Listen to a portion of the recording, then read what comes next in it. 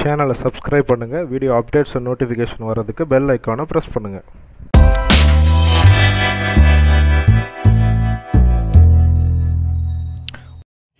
Welcome to Chennai city garden.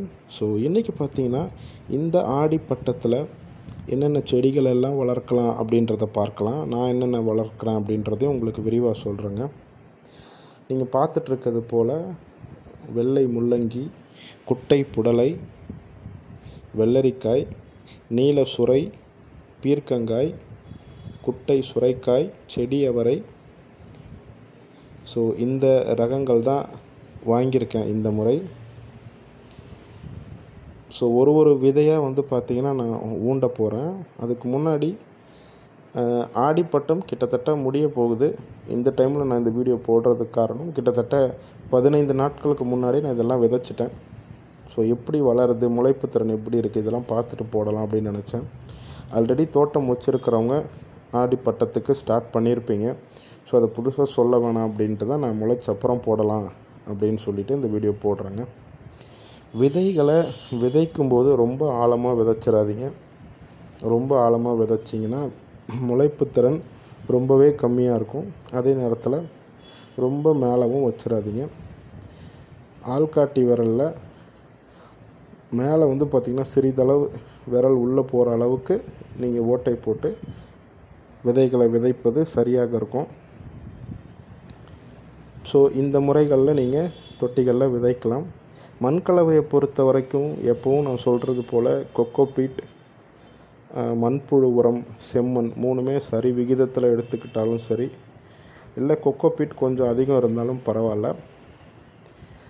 இந்த மாதிரி நீங்கள் மண் கலவையை தயார் பண்ணிக்கிட்டு தொட்டியை பொறுத்த வரைக்கும் 12க்கு 12லையும் இதை விதைக்கலாம். ஆனால் என்னை பொறுத்த வரைக்கும் மினிமம் ஒரு 16க்கு 16, 16க்கு 16 உள்ள பையில் நீங்கள் விதைக்கிறது நல்லது.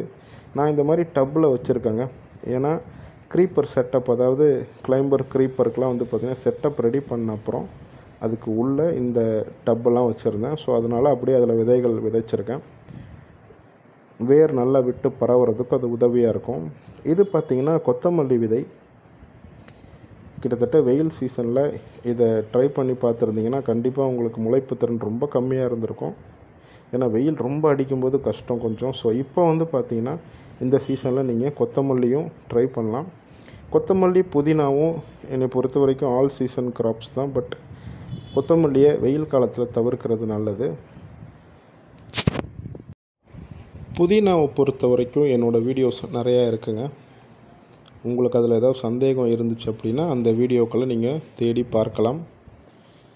கொத்தமல்லி இது மாதிரி முன்னாடி நாளே ஊற வச்சு விதைகள் போட்டாச்சு. பரவலாக போடணும், அதுதான் ரொம்ப முக்கியம்.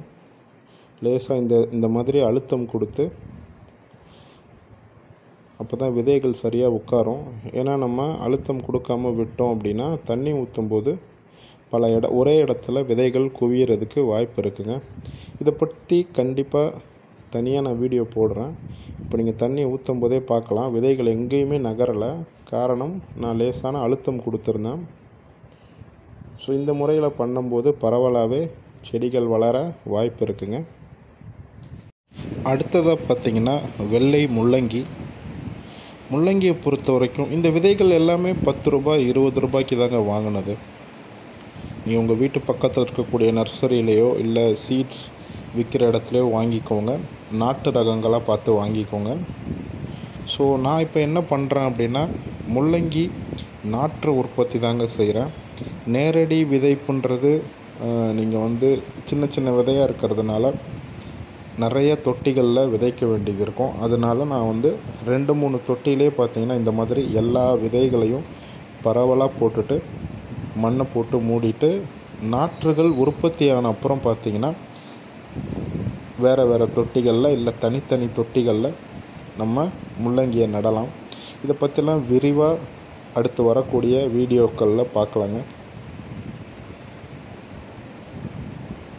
ஸோ நான் ஒரு கையில் கேமராவை வச்சுட்டு மொபைலை வச்சுட்டு நான் இந்த விதை விதைச்சிட்ருக்கேன்.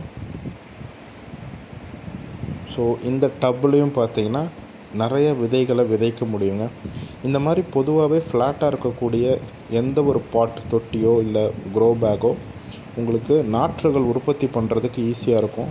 நீங்கள் குழித்தட்டு பயன்படுத்தலாம். நான் அதெல்லாம் பயன்படுத்தலைங்க. அது குறிப்பிட்ட காலம் வரைக்கும் அது நல்லா இருந்ததுங்க. ஆனால் எனக்கு வந்து இதுதான் கரெக்டாக இருக்குது. சின்னதாக ஃப்ளாட்டாக இருக்கக்கூடிய எந்த ஒரு கண்டெய்னரும் போதுமானது. ஸோ இந்த பெரிய டப்லையும் நான் விதைகள் எல்லாத்தையும் போடுறேன். முதல்ல நல்லா கிளறி விட்டுட்ருக்கேன். இதில் பல செடிகள் இருந்துச்சுங்க. ஸோ அதனால தான் நான் கிளறி விட்டுட்ருக்கேன். ஸோ விதைகளை பரவலாக நம்ம போடலாம். நாற்று உற்பத்தி ஆன அப்புறம் பார்த்திங்கன்னா ஒரு 12க்கு 12 உள்ள தொட்டியிலே பார்த்திங்கன்னா ஒரு 5லேருந்து 6 முள்ளங்கி செடிகளை நடலாம். 3 மாதத்துக்குள்ளே உங்களுக்கு நல்ல ரிட்டர்ன்ஸ் கிடைக்குங்க. ஸோ விதைகள் பரவலாக போட்டாச்சு. நான் மண்ணை வந்து அது மேலே கவர் பண்ணிக்கிறேன். அடுத்தது பார்த்திங்கன்னா இங்கே நீங்கள் பார்க்கலாம், தண்டுக்கீரை செடிகள் எவ்வளோ முளைச்சிருக்குன்னு பாருங்கள்.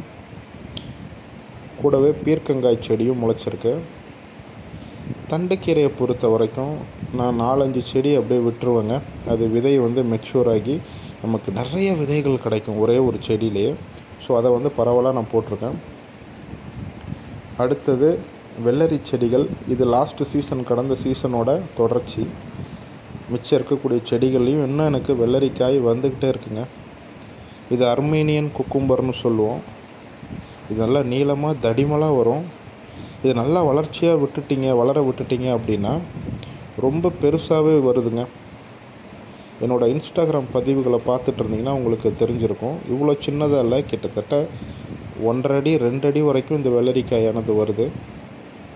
வெண்டைக்காய் நாற்றுகள்லாம் பார்த்திங்கன்னா நிறைய நம்ம ஆல்ரெடி சித்திரை பட்டத்துக்கே விதைச்சாச்சு. அதிலிருந்து செடிகளே இன்னும் வந்துக்கிட்டு தான் இருக்குது. ஸோ அதனால தான் நான் வெண்டைக்காய் நாற்றுகள் நிறைய நடலை. ஸோ மற்ற செடிகள் தாங்க நிறையா நான் நட்டிருக்கேன். ஸோ இது ஒரு சின்ன அறுவடை நீங்கள் பார்க்கலாம். கொடிப்பசலை, கத்தரிக்காய், சங்குப்பூ, வெண்டைக்காய் இதெல்லாம் அறுவடை பண்ணியிருக்கேன். தினசரியே பார்த்திங்கன்னா நமக்கு இந்த கொடிப்பசலையெல்லாம் வந்து கீரை கிடச்சிக்கிட்டே இருக்குங்க.